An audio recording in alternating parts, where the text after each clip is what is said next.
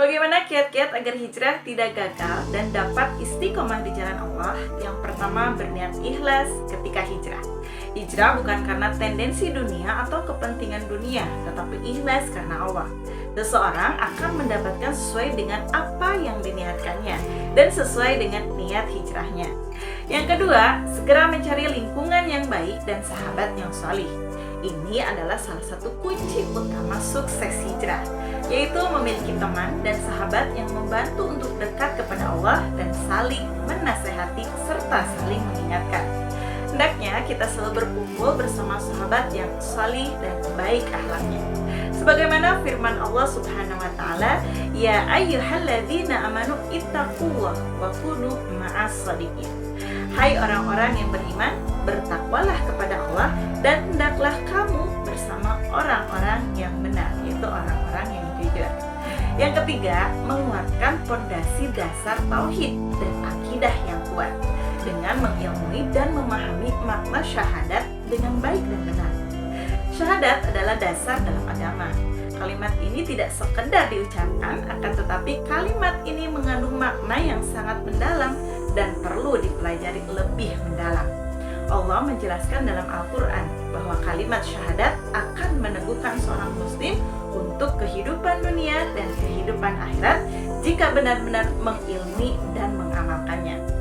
Kemudian yang keempat, mempelajari Al-Quran dan mengamalkannya. Tentu saja karena Al-Quran adalah petunjuk bagi kehidupan di dunia agar selamat dunia dan akhirat.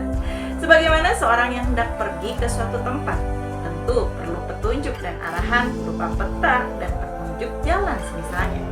Jika tidak menggunakan peta dan tidak ada orang yang memberi petunjuk, tentu akan tersesat dan tidak akan sampai ke tempat tujuan.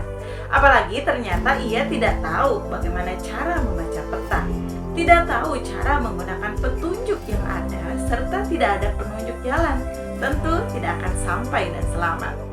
Allah menurunkan Al-Quran untuk menumbuhkan hati orang yang beriman dan sebagai petunjuk. Membacanya juga dapat memberikan kekuatan serta kemudahan dalam beramal sholih dan berakhlak mulia dengan izin Allah Subhanahu wa taala.